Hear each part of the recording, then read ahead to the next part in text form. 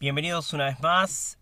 Esta vez el video tardó un poquito más en llegar, les pido disculpas. Estamos llegando ya al final prácticamente de este módulo.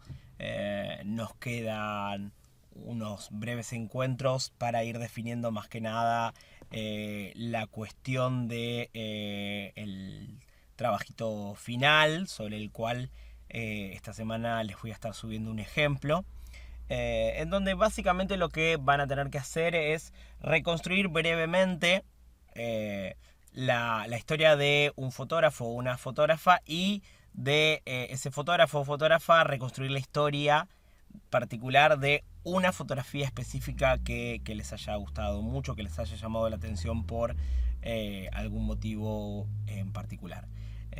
Como les decía, entonces arrancamos ya con prácticamente uno de los últimos periodos. La idea de este video es no llegar hasta la tecnología del día de hoy, si se quiere, porque bueno, probablemente ya la conozcan, estén habituados a trabajar con ella desde que empezaron a trabajar con la fotografía, pero sí abordar el pasaje de la fotografía analógica, del viejo rollo de fotografías, a la fotografía digital como la conocemos hoy en día. Como en las veces anteriores, este video se va a componer de dos partes. Primero, observar cómo se da a nivel internacional ese pasaje de lo analógico a lo digital. Probablemente uno de los pasajes, uno de los últimos pasajes más importantes a lo largo de la historia, ¿sí? Porque muchos de los cambios que hemos tenido en la fotografía, por ejemplo, el uso de dron en la fotografía, por ejemplo, retoman en realidad elementos claves de este pasaje propio de lo analógico a lo digital y de la forma de captura de la imagen y de, si se quiere, de archivo digital de la imagen. Y en la segunda parte del video vamos a ir viendo cómo sucedió esto en Argentina. Pero vamos a empezar desde donde habíamos terminado la vez anterior, ¿sí? Que habíamos hablado acerca de el posperonismo y qué había ocurrido con la imagen durante el peronismo y después de la Revolución Libertadora. En este caso, cuando hablemos de Argentina, comenzaremos con lo que fue la última dictadura militar. Empezamos entonces. El último pasaje en realidad va ocurriendo al mismo tiempo que todos estos periodos, ¿sí? Que es la consolidación de lo analógico y el pasaje del analógico al digital, ¿sí? En criollo, el pasaje de las primeras cámaras de Kodak a la fotografía de redes sociales. Un vistazo rápido por más de un siglo. La primera cámara que crea Kodak en 1880 era una cámara que te permitía, venía con 10 disparos, ¿sí? Con la capacidad de tomar 10 tomas. Uno tenía la cámara, sacaba las 10 tomas y tenía que ir a la empresa Kodak. Y Kodak tenía laboratorios que te revelaban las 10 fotos, blanco y negro obviamente, y te dan una cámara nueva, ¿sí? Porque esa cámara tenían que volver a prepararla en la fábrica. Rápidamente va a modificar este esquema la compañía Eastman. Y el segundo prototipo de cámara Kodak va a venir ahora con 100 disparos, ¿sí? Va a funcionar igual a la anterior, pero va a venir con 100 disparos. Esta tecnología sí va a ir modificándose para poder desarrollar las primeras cámaras portátiles, como las que trabajaba Salomon o como la Leica que utilizaba Robert Capa, así cámaras más pequeñas, más tendientes a lo que fueron después las cámaras compactas, en donde comienza a utilizarse ya el rollo, y los rollos van a empezar a venir de distintos tamaños y con distintas cantidades de fotografías, que bueno, obviamente era un número muchísimo menor a las 100 de las primeras Kodak. En 1861 un físico va a realizar la primera fotografía a color. De ahí en más van a empezar a desarrollarse intentos de nuevo con el colorín húmedo como realizaba Daguerre, para tratar de que el color se mantenga y que la fotografía en sí se mantenga con ese color. Pero no va a ser hasta 1935 que se desarrolle la primera película fotográfica a color, ¿sí? ¿Qué pasa? En estos primeros intentos de físicos y químicos, básicamente volvemos a una idea de la fotografía como algo artesanal, ¿sí? Tomada por un especialista que sabe cómo adjudicarle color, cómo hacer que ese color por intermedio de procesos químicos se mantenga. En 1935 sale la primera película a color, que está pensada para cualquier persona común y corriente, siguiendo esta premisa de Kodak, ¿sí? De que uno solo apriete el botón y ya uno pueda revelar esa fotografía a color. El tema es que esa fotografía sale a color de manera única, ¿sí? Sin posibilidades prácticas de poder reproducirla secuencialmente. Y en 1942 comienzan las películas en negativo a color, tecnología que va a llegar hasta la producción de la fotografía digital, ¿sí? Es el rollo de película negativo que se imprime en negativo, pero que después uno lo llevaba a la casa de laboratorio y ahí te hacían directamente las copias a color. En 1947 aparece la cámara Polaroid, que ofrece la posibilidad de un revelado prácticamente instantáneo en un tamaño más reducido. En 1959 aparece la cámara reflex. La cámara reflex lleva su nombre por tener un gran objetivo a través del cual entra la luz y la luz es reflejada sobre la película, de ahí viene el nombre reflex. Cámara reflex que van a cambiar la historia de la fotografía profesional, porque van a permitir que el usuario, el fotógrafo, pueda intervenir cada vez más sobre las condiciones en las cuales se produce el grabado de la imagen, ¿sí? Poder trabajar con el foco, poder trabajar con un zoom manual, poder regular la cantidad de luz que entra en el obturador y también de esa manera regular la velocidad de la exposición. Y en 1963 Polaroid saca la primera película, Polaroid saca la primera película instantánea de color, ¿sí? El revelado instantáneo de Polaroid comienza a realizarse. En la antesala del final de esta exposición, en la anteúltima diapositiva, les dejo esta publicidad de Kodak bastante rara. Y vamos a pasar entonces ahora a el último intervalo de el pasaje de lo analógico a lo digital. Lo que ocurre en este proceso es que el proceso analógico mecánico por el cual las cámaras tomaban la luz que pasaba por el obturador, eso reflejaba lo que estaba enfrente del lente y eso grababa la imagen sobre la película, ahora va a empezar a desarrollarse ya no de una manera mecánica, sino de una manera digital electrónica, ¿sí? Va a seguir utilizando la luz, pero va a ser grabado por procedimientos electrónicos. De todas maneras, hasta la década del 90 estos primeros desarrollos de cámaras digitales no van a tener éxito. Hay diversos motivos por los cuales podrían no haber tenido éxito hasta el 90. Uno de ellos probablemente es que en la década del 90 empiezan recién a salir al mercado fuertemente las tarjetas de memoria, ¿sí? Que van a permitir que ya no se trate solo de una captura electrónica sobre un rollo común, sino que uno pueda sacar una cantidad de fotos ilimitadas. Y una de las cosas más importantes del pasaje de lo analógico a lo digital radica en la capacidad de fotografías que uno puede tomar. Si piensen el pasaje de un rollo de 12 o de 24 fotos, en donde uno tenía que preparar la imagen, sabía que si sacaba la foto, esa foto estaba ya eliminada del rollo, es decir, uno tenía 24 disparos y tenía que saber aprovechar esos 24 disparos, porque si no ya está, lo perdiste.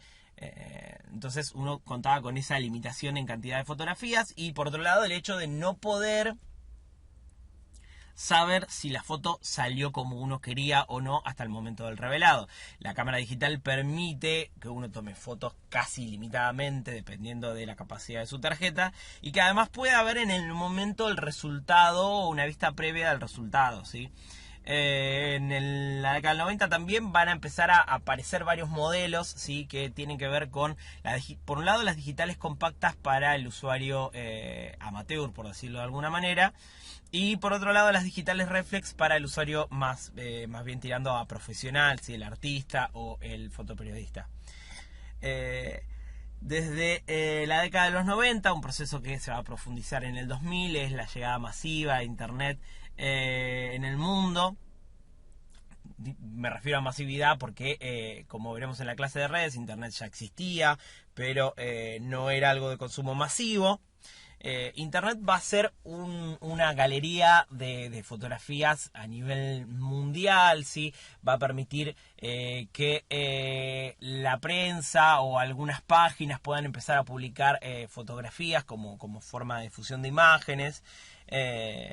Van a aparecer los primeros blogs que van a tener la posibilidad también de subir fotografías. Dato de color, en el año 2000 el buscador de Google lanza Google Imagen, algo que hoy tenemos casi incorporado como una realidad, pero no existió hasta el año 2000. Cuentan la leyenda, algunos de los trabajadores comentaron que en el año 2000 Jennifer López fue a los Grammys con un vestido muy bonito, y que al día siguiente de los Grammys Internet explotó con gente que ponía en el buscador común de Google foto del vestido de Jennifer López. Entonces que al recibir tanta demanda sobre eso, cuando analizaron los datos decidieron crear un buscador específico dentro del buscador de Google solo para imágenes. Imágenes que no incluyen solo fotografía, pero que en buena parte de esas imágenes son fotografías. Y después el pasaje de los primeros blogs que compartían la posibilidad de que uno comparta fotos a las redes sociales como las conocemos hoy.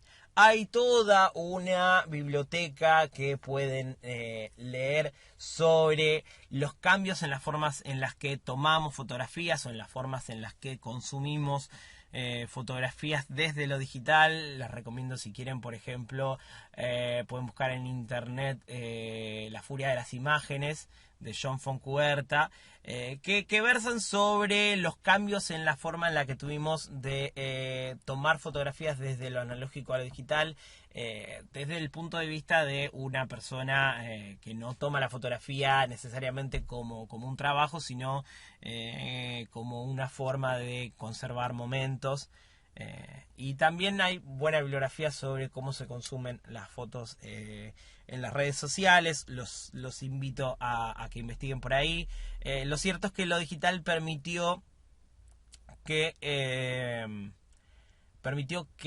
se pudieran tomar muchísimas más imágenes. En algún punto generó la muerte o casi la muerte del sistema de revelado de rollos. Ya hay muchos lugares en donde directamente es casi imposible conseguir un rollo de fotografía analógica, y cambió el sistema de mercado de las empresas fotográficas y de revelado de fotografías. Pasamos ahora nuevamente a la fotografía en Argentina. En el video anterior habíamos hablado sobre la importancia que tuvo la fotografía como forma de comunicación oficial durante el primer y segundo gobierno peronista, y de cómo luego del derrocamiento de Perón y de la autodenominada Revolución Libertadora va a comenzar un proceso de censura de la imagen peronista. Y adelantábamos un poquito en el video anterior cómo durante la última dictadura militar vuelve a aparecer nuevamente la fotografía, vuelve a ser utilizada fuertemente, al igual que pasó con el peronismo, como una forma de construcción de un imaginario político. Va a continuar la censura, se va a fortalecer la censura en muchos casos, sí, vinculado no solamente a la fotografía, sino también a lo que es la imagen audiovisual, el cine y la música y la literatura. pero también vemos una nueva utilización de la fotografía como un instrumento de comunicación política. En la última dictadura, la fotografía sigue siendo un elemento de censura, y se convierte en un arma peligrosa porque la tenencia de alguna fotografía podía ser motivo de una detención ilegal, o la aparición misma de una persona en una fotografía podía ser motivo también para una detención de ese tipo que podía terminar en una desaparición. Eh, Después también es cierto que por parte de las juntas hay un uso de la fotografía también muy fuerte como para construir una imagen propia, así los personajes de los miembros de las juntas aparecen en situaciones casuales, aparecen como hombres de familia, en muchas situaciones con una estrecha vinculación con la Iglesia Católica, así escenas que por lo general son escenas armadas, ¿no? Para vincular un determinado sentido. Y también la imagen va a aparecer muy presente, la imagen fotográfica, en las publicidades y en todo lo que fue el aparato de propaganda del Estado, ¿sí? En el tiempo de la última dictadura. Tanto en propagandas vinculadas, por ejemplo, a la guerra de Malvinas, a la apertura de los mercados, o aquellas que fueron destinadas a opacar o intentar opacar las denuncias que llegaban desde el exterior de personas que se habían podido exiliar. Si recordarán la famosa frase: los argentinos somos derechos y humanos.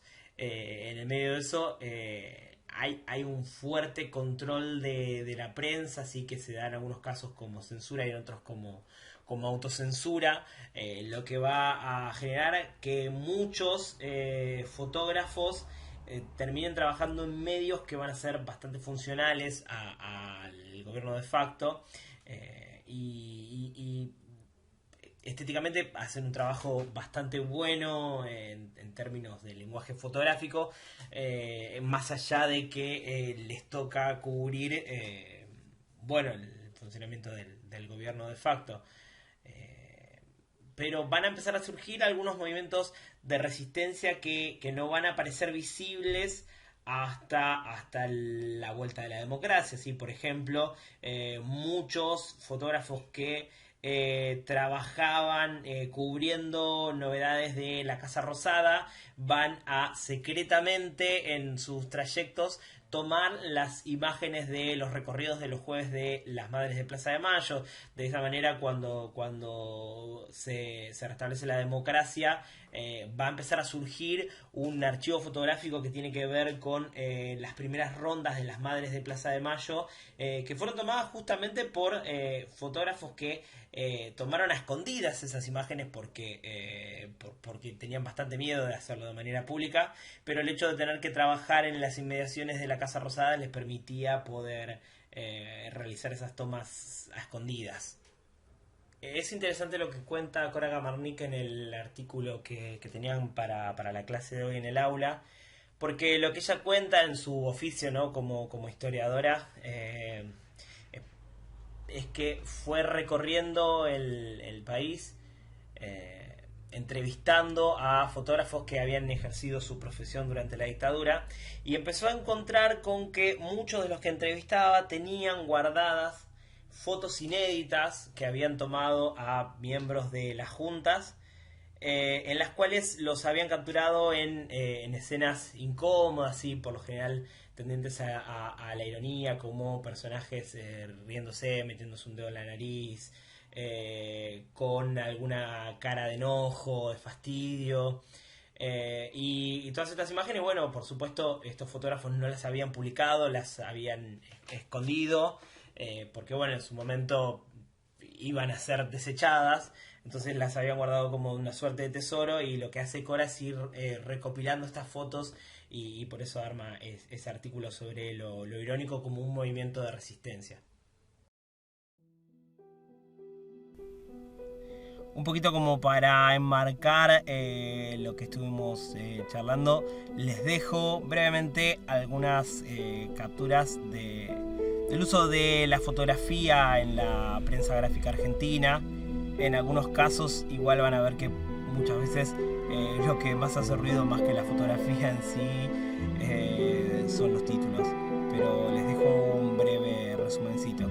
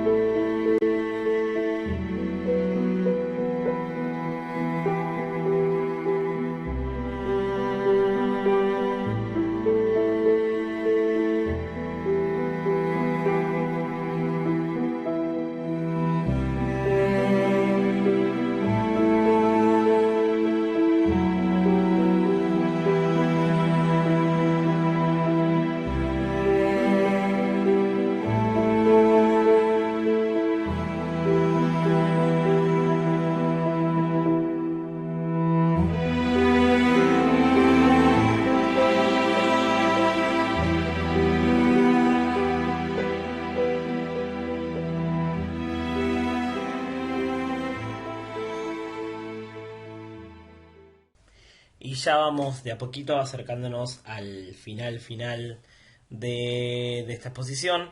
El regreso a la democracia junto con la visibilización de las imágenes de las madres de Plaza de Mayo durante la última dictadura y después de la vuelta a la democracia va a cobrar bastante visibilidad en los medios. Va a comenzar mucho la circulación de la fotografía como registro identitario, ¿sí? Como para poder que el pueblo pueda acceder a la imagen, a fotos de archivos de personas desaparecidas, ¿sí? En la búsqueda por encontrar a los desaparecidos. Y también va a surgir un intento de buscar las fotos de esos desaparecidos de los cuales no hubo fotos, ¿sí? En ese sentido va a haber algunas experiencias de búsquedas de registros visuales de los lugares de detención. Un caso muy interesante es el de un fotógrafo argentino, Víctor Basterra. Víctor Basterra estuvo detenido. Quienes lo detuvieron sabían de su oficio como fotógrafo, por ende le encomendaron durante su tiempo de detención que fotografiara a las personas que iban ingresando como detenidos de manera ilegal. Y él, de las fotos que tomaba, realizaba 2 capturas, entregaba una y se guardaba otra sin exponer, sin revelar. Y después de la vuelta a la democracia, gracias a él, se conformó lo que se conoce hoy como el archivo Basterra, que permitió poder reconocer el lugar donde habían estado detenidos personas que fueron desaparecidas, pero que nunca se había sabido en qué centro clandestino habían estado. y por ese archivo que tomó Basterra durante su tiempo detenido en la ESMA, pudieron saber que efectivamente habían estado detenidos ilegalmente en la ESMA. Una herida muy profunda que va a quedar en el periodismo y en el fotoperiodismo en particular después del regreso de la democracia es el asesinato en 1997 de José Luis Cabezas, quien había conseguido la foto prohibida hasta ese momento, la foto que nadie tenía, que era la foto de Alfredo Chabram. Eh, los invito a que googleen si les interesa o podemos comentarlo un poco en el foro. La verdad es que es muy interesante la historia en la cual José Luis Cabezas consigue esa foto, pero bueno, es como para hacer otro video de 30 y pico de minutos y supongo que ya deben estar saturados si llegaron hasta acá. Bueno, finalmente nos remitimos al pasaje de lo analógico a lo digital. De esto hemos hablado bastante en el otro video. No hay una gran diferencia en términos argentinos, ¿sí? Esta tecnología se desarrolla en 1975. La posibilidad de realizar la captura de manera digital. El inconveniente es que son cámaras muy pesadas y la verdad es que es muy incómodo, sobre todo para el oficio del fotoperiodista. Van a pasar varias décadas hasta que lleguen de manera masiva y sean utilizadas de manera masiva en Argentina, generando, sobre todo para el usuario no profesional, sí amateur, una mayor cantidad de capturas fotográficas, ¿sí? Por el hecho de que la tarjeta de memoria permite una gran cantidad de fotografías, a diferencia del rollo que tenía una experiencia muy limitada. Pero también esto va a marcar una disminución de la cantidad de imágenes que son reveladas, llevando a que cada vez tenga un menor peso en el mercado la función de revelado para las casas dedicadas a la fotografía. Por otro lado, el pasaje de lo analógico a lo digital no solo masifica la imagen en términos de la cantidad de imagen que le permite tomar a los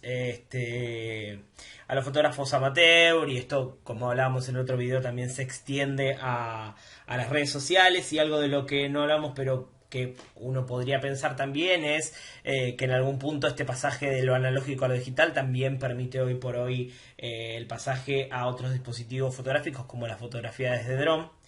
Pero también un lugar donde va a influir significativamente es en la fotografía profesional, ¿sí? En varios rubros de la fotografía, ya sea la fotografía de moda, la fotografía de producto, la fotografía publicitaria, el fotoperiodismo y la fotografía de sociales y de eventos, cumpleaños, casamientos, se van a ver sumamente influidas porque van a poder permitir realizar funciones diferenciales con la cámara, pero sobre todo poder realizar una mayor cantidad de tomas como para después poder elegir. Piensen que una cámara reflex digital hoy por hoy toma en modo ráfaga un montón de fotos por segundo con una gran definición.